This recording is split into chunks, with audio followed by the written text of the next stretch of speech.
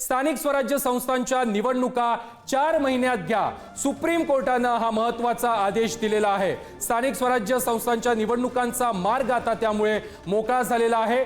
4 आठवड्यामध्ये निवडणुकांची अधिसूचना काढा, अशा प्रकारच्या सूचना देखील सुप्रीम कोर्टानं दिलेल्या आहेत। आताच्या क्षणाची सर्वात महत्त्वाची ब्रेकिंग बातमी आहे।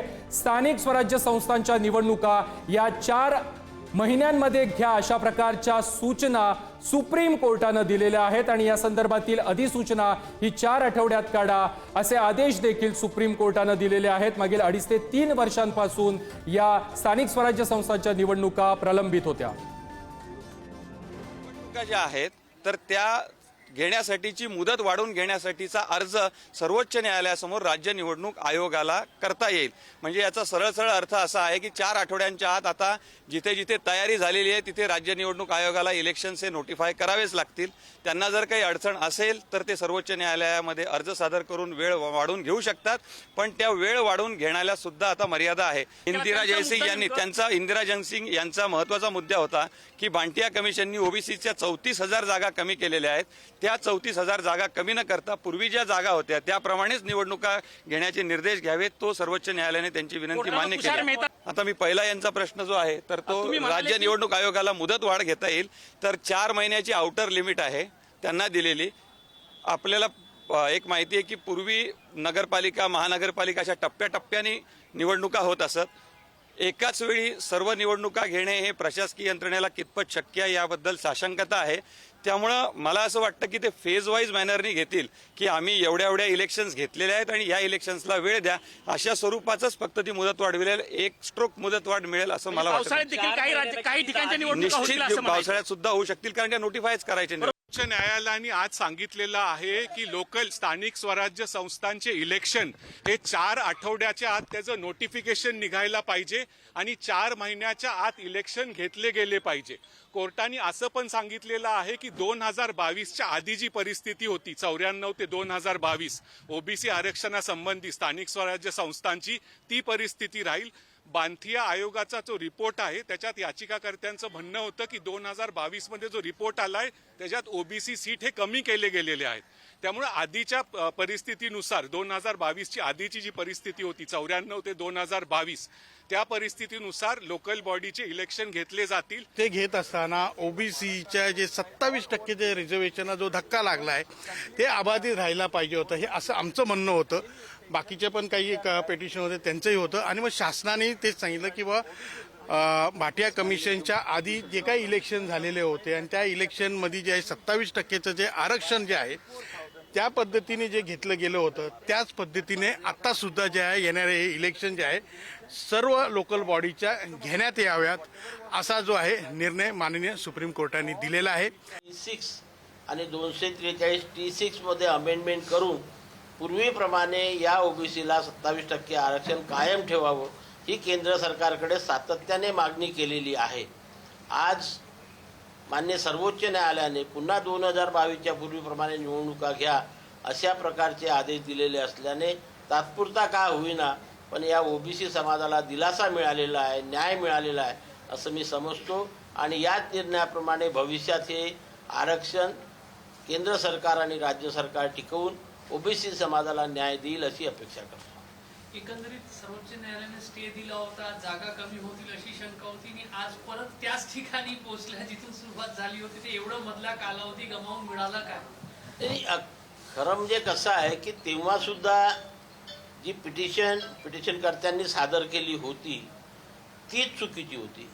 काय की 1994 पासून या राज्यामध्ये माननीय केंद्र सरकारच्या निर्देशाप्रमाणे 27% आरक्षण ओबीसीला स्थानिक स्वराज्य संस्थांमध्ये लागू होतं आणि सुरू असताना एकाएक कुणाच्या तरी ते लक्षात आलं की बा याच्यामुळे 50%चा मर्यादा ओलांडल्या जात आहे आणि म्हणून इतरांचं नुकसान होत आहे।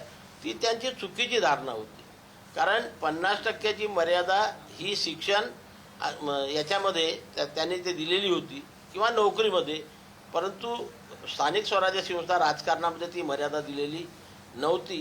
परंतु तो वेगळा अर्थ काढता त्या कन्क्लुजनवर पुन्हा 50%च्या आतमध्ये असावं, त्याच्याकरता ट्रिपल टेस्ट करावी आणि 50% ओबीसीचं आरक्षण जास्त असू नये म्हणून जिथे SC आणि STचं आरक्षण हे 27% म्हणजे 50%मधनं 27 दिलं आपण तर 23% जास्त जात होतं, तिथे ओबीसीचं आरक्षण तेवढ्या टक्क्यांनी कमी होत होतं. परंतु आता या निर्णयामुळे सध्या तरी ते 27% राहील आणि माननीय सर्वोच्च न्यायालय भविष्यामध्ये सुद्धा ते कायम ठेवेल. या संदर्भात अधिक माहिती देत आहेत आमचे प्रतिनिधी ज्ञानेश्वर चौतमल. ज्ञानेश्वर, 2.5 ते 3 वर्षाहून अधिकचा काळ उलटलेला आहे. या स्थानिक स्वराज्य संस्थांच्या निवडणुका प्रलंबित होता, मात्र आता यांचा मार्ग मोकळा झालेला आहे. आता निवडणुका घेता येणार आहेत. अगदी बरोबर आहे. न्यायालयानं हा अत्यंत महत्त्वाचा निर्णय दिलेला आहे. खरं म्हणजे सगळ्यांचं लक्ष लागलेलं होतं या निकालाकडे आणि अखेर हा निकाल आलाय, ज्यात 4 महिन्यांमध्ये निवडणुका घेणं अपेक्षित आहे. तशा पद्धतीचे आदेश जे आहेत ते न्यायालयानं दिलेले आहेत. 4 आठवड्यांमध्ये नोटिफिकेशन देखील जे आहे ते काढण्याचं न्यायालयानं सांगितलंय. या सगळ्या प्रक्रियेमध्ये जर आपण बघितलं असेल तर अनेक भागांमध्ये, उदाहरणार्थ पुण्याचा जर विचार केला तर 2022 मध्ये मार्चमध्ये मुदत संपलेली होती. 3 वर्षांपेक्षा जास्त काळ ओलांडलेला होता. अशा राज्यातल्या वेगवेगळ्या महानगरपालिका असतील, नगर परिषदा असतील, नगरपंचायती असतील, स्थानिक स्वराज्य संस्थांच्या मुदत संपलेल्या ज्या वेगवेगळ्या आपण संस्था पाहतो जिथे निवडणुका घेणं अपेक्षित होतं, अनेक वर्ष जी आहेत ती या सगळ्या प्रशासक राजमध्ये सुरू असताना अशा पद्धतीनं निवडणुका घेण्याचा निर्णय जेव्हा येतो तेव्हा वेगवेगळ्या स्तरातून त्याचं स्वागत होताना बघायला मिळते. अर्थात वेगवेगळ्या ज्या याचिका होत्या त्या एकत्रितपणे जेव्हा मांडल्या गेल्या त्यानंतर जो निकाल आला, या निकालानं सगळ्याच पक्षातले जे लोक आहेत ते या निकालाचं स्वागत करताना पाहायला मिळतात. अर्थात पुढच्या 4 आठवड्यांमध्ये नोटिफिकेशन येतं आणि ह्या निवडणुका कशा पद्धतीने होतात, अर्थात यात काही टप्पे केले जात आहेत का हे पाहणं महत्त्वाचं असेल, किंवा ज्या मुदत संपलेल्या स्थानिक स्वराज्य संस्था आहेत तिथे एकत्रितपणे निवडणुका होणार आहेत किंवा टप्प्याटप्प्याने निवडणुका होणार आहेत हे पाहावं लागेल. कारण येता काळ जो आहे तो पावसाळ्याचा काळ आहे. त्या सगळ्या प्राप्त परिस्थितीमध्ये जे निवडणूक आयोग आहेत त्यांना कशा पद्धतीनं काम करावं लागणार आहे, त्यांची कितपत तयारी आहे, या सगळ्या गोष्टींचा देखील आता विचार होईल आणि तशा पद्धतीनं कामकाज होईल. सगळ्यात महत्त्वाचं म्हणजे ह्या सगळ्या ज्या निवडणुका आहेत त्या 4 महिन्यात घेण्याचे आदेश जेव्हा दिले गेलेले आहेत तेव्हा सगळ्यांना आता उत्सुकता जी आहे, प्रश्न जो आहे तो असा पडलेला आहे की प्रभाग रचनेच्या संदर्भानं जी जुनी प्रभाग रचना आहे त्याच प्रभाग रचनेच्या नुसार ह्या निवडणुका घ्याव्या लागतील. कारण जर नवीन प्रभाग रचना करायची असेल तर त्याच्यासाठी किमान 6 महिन्यांचा कालावधी लागतो आणि तशी सध्याची प्राप्त परिस्थिती दिसत नाही.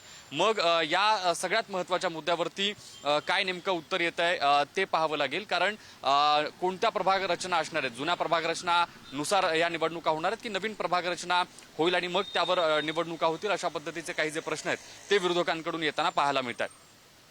अगदी ज्ञानेश्वर, धन्यवाद तुम्ही दिलेल्या सविस्तर माहिती संदर्भात. दरम्यान किती आणि कोणकोणत्या स्थानिक स्वराज्य संस्थांच्या निवडणुका या प्रलंबित आहेत त्यावरती देखील आपण ग्राफिक्सच्या माध्यमातून एक नजर टाकूयात. 29 महापालिकांच्या निवडणुका प्रलंबित आहेत. त्याचबरोबर 257 नगरपालिकांच्या निवडणुका प्रलंबित आहेत. 26 जिल्हा परिषदा तर 289 पंचायत समितींच्या निवडणुका या प्रलंबित आहेत. यामध्ये कोणकोणत्या महापालिका आहेत त्यावरती देखील आपण एक नजर टाकूयात. मुंबई, ठाणे, नवी मुंबई, पुणे, नाशिक, नागपूर, संभाजीनगर, मालेगाव, अकोला, अमरावती, नागपूर, चंद्रपूर, पनवेल, कल्याण डोंबिवली आणि उल्हासनगर या महापालिकांचा समावेश आहे. त्याचबरोबर भिवंडी, वसई विरार, मीरा भाईंदर, पिंपरी चिंचवड, सोलापूर, कोल्हापूर, अकोला, नांदेड, लातूर, परभणी या महापालिकांच्या निवडणुका देखील प्रलंबित आहेत. कोणकोणत्या जिल्हा परिषदांच्या निवडणुका प्रलंबित आहेत ते देखील आपण पाहूयात. रायगड, रत्नागिरी, सिंधुदुर्ग, नाशिक, जळगाव, अहिल्यानगर, पुणे, सातारा, सांगली, कोल्हापूर या जिल्हा परिषदांच्या निवडणुका देखील प्रलंबित आहेत. त्याचबरोबर सोलापूर, जालना, परभणी, हिंगोली, बीड, नांदेड, धाराशिव, लातूर, अमरावती, यवतमाळ, चंद्रपूर, वर्धा या देखील जिल्हा परिषदांच्या निवडणुका या मागील 2.5 ते 3 वर्षांपासून प्रलंबित आहेत.